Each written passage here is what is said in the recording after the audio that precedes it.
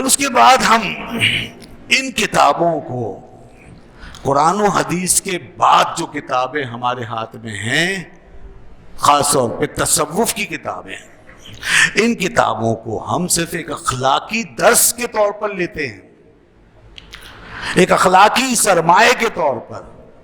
یہ کتابیں ہماری اخلاقیات کی اصلاح کے لیے ہیں، یہ ہمارے واعظ و نصیحت کے لیے ہیں، یہ ہماری اصلاح کے لیے ہیں، یہ اس طرح کا ایک میٹر ہے۔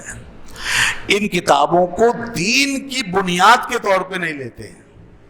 ان کتابوں سے ہم دین کی ایکسپلینیشن تو دیکھتے ہیں، خاص طور پہ اخلاق کے دائرے میں، لیکن ایسا نہیں ہے کہ ہم دین کو ان کتابوں سے نکال کر پھر مان رہے ہوتے ہیں۔ ان کتابوں کو دین کی بنیاد نہیں سمجھتے۔ دین کی بنیاد جو ہے وہ قرآن پر ہے، دین کی بنیاد احادیث رسول اللہ صلی اللہ علیہ وسلم پر۔ اب احادیث میں بھی دیکھیں کہ وہ کتابیں جن کے اندر صحت کا التزام ہے، وہ حدیثیں جو سند کے ساتھ صحیح ثابت ہیں، پھر ان کو لیتے ہیں اس کیٹیگری میں جہاں ہم ان پہ اعتماد کرتے ہیں اور ان سے دین اور اس کے مسائل اخذ کرتے ہیں۔ اس میں بھی کئی کیٹیگری ہیں اور ہر کیٹیگری سے الگ نوعیت کا حکم نکالتے ہیں۔ مثال کے طور پر ہم عقیدہ اگر نکالتے ہیں تو اس کی کیٹیگری اور ہے۔ جب عقیدے کا مطلب یہ ہے کہ جس نے نہیں مانا اس کا اسلام سے تعلق نہیں، یہ بہت بڑا مسئلہ ہے۔ تو لہذا یہ قرآن کی ایسی آیت سے نکلے گا کہ وہ قطعی طور پہ دلالت کرنے والی ہو، یعنی قطعی الدلالہ ہو۔ ابھی ایک علمی اصطلاح آ گئی، قطعی الدلالہ، مطلب جس کی انڈیکیشن میں کوئی ڈاؤٹ نہیں ہے، بالکل واضح انڈیکیشن ہے، واضح طور پر۔ دیکھیں نا، آپ جب سگنل دیکھتے ہیں تو ایک لال جو بالکل واضح ہے کہ اس پہ رکنا ہے، اور ایک گرین ہے جو بالکل واضح کہ اس پہ چلنا ہے، اور ایک بیچ کی انڈیکیشن ہوتی ہے اورنج کلر کی، یہ واضح نہیں ہے، اس پہ آپ کو اکثر تردد بھی رہتا ہے۔ تو ایک واضح انڈیکیشن قرآن دیتا ہے، تو جب وہ ایسی انڈیکیشن دے رہا ہو کسی مسئلے میں تو وہاں عقیدہ بنتا ہے اور وہاں فرض بنتا ہے۔ اسی طرح وہ احادیث کہ جن میں واضح انڈیکیشن ہو، اور ساتھ میں احادیث میں یہ بھی کہ وہ اتنی بڑی تعداد میں روایت ہوئی ہو کہ ہر زمانے میں اس کو لوگوں نے روایت کیا، کوٹ کیا، ہر زمانے میں، ہمیں شک نہیں ہے کہ یہ غلط ہو سکتی ہے، اتنی بڑی تعداد میں روایت ہوئی اور واضح انڈیکیشن دے رہی ہو، اس سے بنیں گے فرض، دین کا اوپر والا حصہ، سب سے اوپر والا حصہ، عقیدہ، فرض، یہ چیزیں ثابت ہوں گی۔ فرض کا بھی یہ مسئلہ ہے، جیسے نماز ہے، روزہ ہے، اس میں کوئی شک کرے تو دار اسلام سے خارج ہے، کیونکہ یہ ان ریسورسز سے آیا ہے، ان ذرائع سے جن میں کوئی شک نہیں۔ پھر نیچے آ جائیں، احادیث میں آ جائیں اور قرآن کی آیتوں میں وہاں جہاں واضح انڈیکیشن نہیں ہے، دو معنی نکل رہے ہیں، دو تین معنی نکل رہے ہیں، اس سے کئی ڈائریکشن میں استدلال ہو سکتا ہے۔ یہاں سے پھر مسائل نکلتے ہیں جس میں اختلافات ہوتے ہیں، یہ احکام مسائل جو ہم بیان کرتے ہیں اور جس پہ پھر چلتے ہیں کون؟ فقہا، حنفی، شافعی، مالکی، حنبلی، یہ فقہا جو اپنی اپنی ڈائریکشن میں چل رہے ہوتے ہیں، یہ یہاں سے اصل میں ان کو الگ الگ راستے ملتے ہیں۔ اوپر کسی کے لیے دوسرا راستہ نہیں تھا، سب ایک راستے پہ چلے۔ نیچے آنے کے بعد اب قرآن نے خود یہ گنجائش پیدا کی، اسپیس پیدا کی، اور حدیثوں میں یہ اسپیس مہیا کی گئی کہ تم اب اس کے اندر غور کر کے ایک معنی متعین کر کے اس پہ چلو۔ تو پھر لوگ اپنی اپنے اجتہاد سے، اپنی صلاحیتوں سے کسی ایک معنی کی طرف چلتے ہیں۔ خیر، اب یہ بات سمجھانی اس لیے ضروری تھی تاکہ آگے جو میں بات کر رہا ہوں وہ سمجھ جائیں۔ تو اب یہ تو ہے قرآن و حدیث کے اندر اس طرح کی تقسیم۔ اس کے بعد آئیے، آپ کے پاس لٹریچر ہے کون سا؟ تصوف کا۔ ایک تاریخ کا لٹریچر بھی ہے۔ تاریخ کا لٹریچر، اس کی حیثیت یہ ہے کہ آپ پڑھیں، اپنی معلومات میں اضافہ کریں، مگر تاریخ بالکل بھی اس بات کی صلاحیت نہیں رکھتی کہ اس سے آپ کوئی عقیدہ بنائیں یا مسئلہ نکالیں، بالکل نہیں۔ تاریخ سے آپ قطعاً کوئی عقیدہ نہیں بنا سکتے اور دین کا کوئی مسئلہ نہیں نکال سکتے۔ مثلا کسی چیز کو حرام یا حلال کہنے کا مسئلہ تاریخ سے نہیں نکال سکتے آپ۔ اور پھر تاریخ اس وقت تک اوتھینٹک ہے جب تک آپ کے دین و مذہب سے نہ ٹکرائے۔ اور جہاں تاریخ ٹکرا جائے دین و مذہب سے تو اس کو بالکل ایک طرف رکھ دیں، کیونکہ تاریخ مورخ کی لکھی ہوئی چیز ہے، اور جس کا کام صرف جمع کرنا ہے، جس کا کام جمع کرنا ہے، وہ کمپائلیشن ہے بس۔ اب آئیں تیسرا ذریعہ، چوتھا ذریعہ آپ کے پاس ہے تصوف۔ تصوف وہ ہے جو بزرگوں نے اپنے ہاتھوں سے اپنی کتابوں میں لکھا۔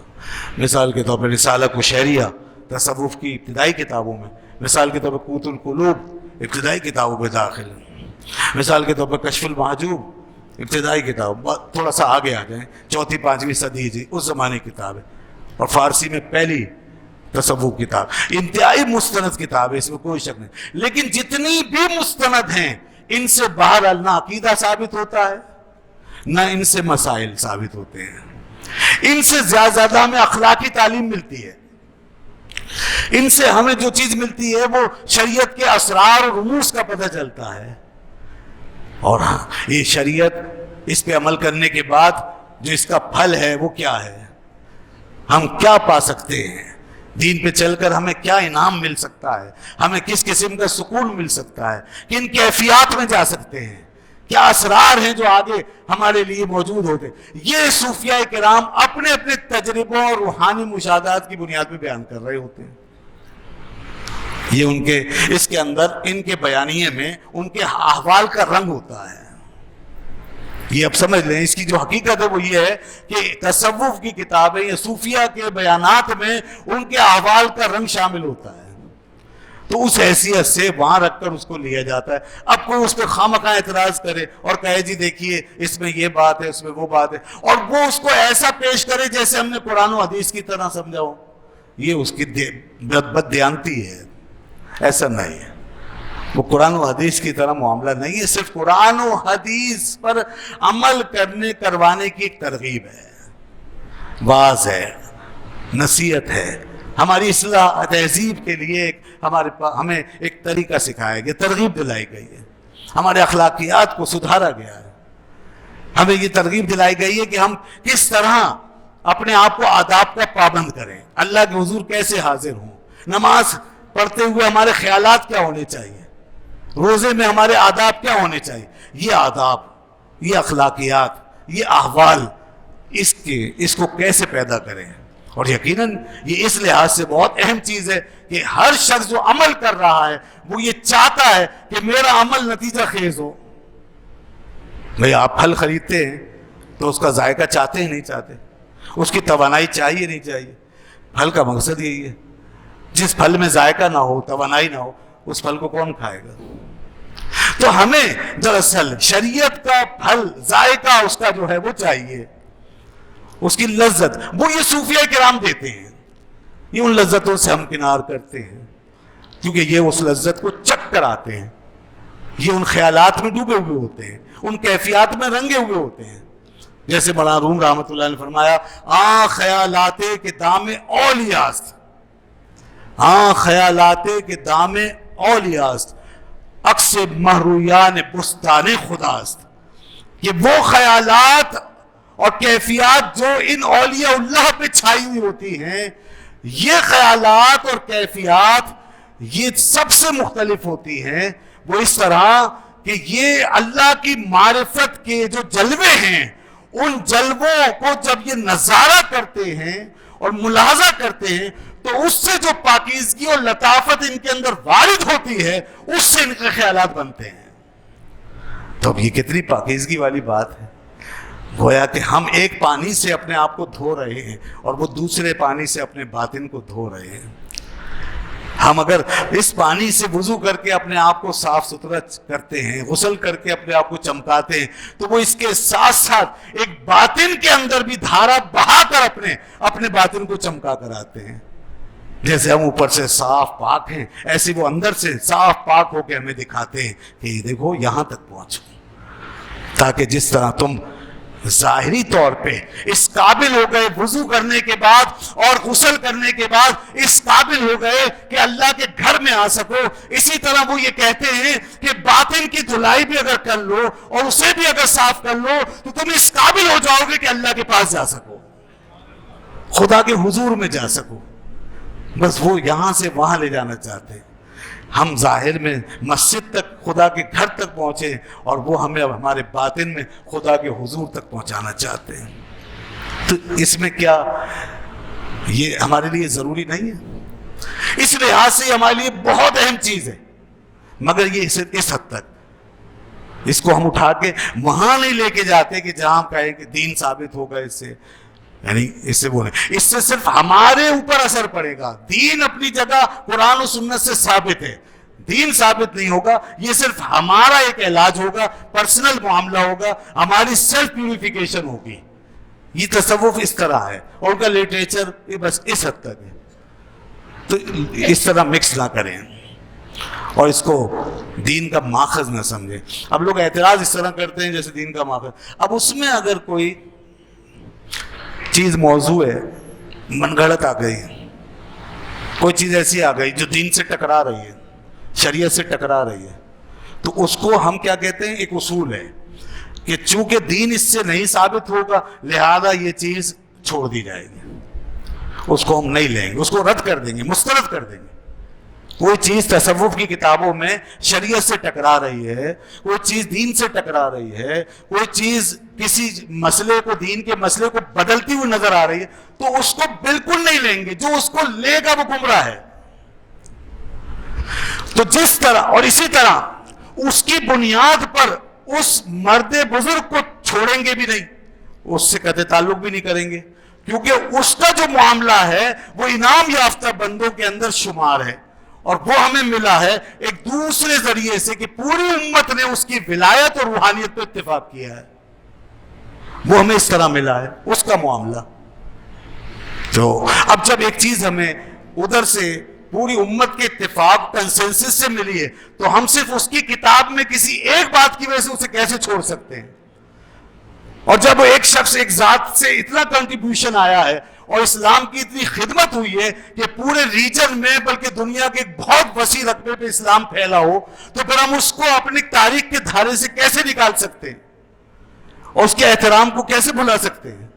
یہ چیز ہمیں دیکھنی ہوگی. تو جس طرح ہم اس ایک بات کو لے کر دین نہیں بنا سکتے، اسی طرح اس بات کی بنیاد پہ اس بزرگ ہستی کو چھوڑ دے سکتے. بس اس کے لیے بہترین راستہ یہ ہے کہ جہاں دین بھی بچ جائے اور وہ اللہ کا ولی مرد کلندر بھی ہمارے لیے محترم رہے، ہماری آنکھوں میں، دل میں بسا رہے. اس کے لیے سیدھا سادہ اصول علماء نے یہ بتایا کہ ان کی کتابوں میں اگر کوئی چیز ایسی آ جائے تو اس کو الگ کر دو، اور یہ سمجھو کہ کسی نے اس کو شامل کیا ہوگا، یہ زمانے کی خرد برد کی وجہ سے ہوا ہے، قطع برید ہوئی ہے، الحاق ہوا ہے، کسی نے غلطی کی ہے، لکھنے میں غلطی کی ہے، وغیرہ وغیرہ، کچھ بھی ہو سکتا ہے. لیکن وہ اللہ کا بندہ، وہ بزرگ ذات، وہ اس سے بری ہے، وہ ایسی چیز نہیں کر سکتے، ایسی بات نہیں لکھ سکتے، ان کا یہ عقیدہ نہیں ہو سکتا. تو دیکھیے اب اس میں دین میں کیا نقصان ہوا. تو ہمارے یہاں ہمیشہ لوگ کیا کرتے ہیں کہ ایک اس راستے پہ چلنا پسند نہیں کرتے جس پہ سب چل رہے ہوتے ہیں.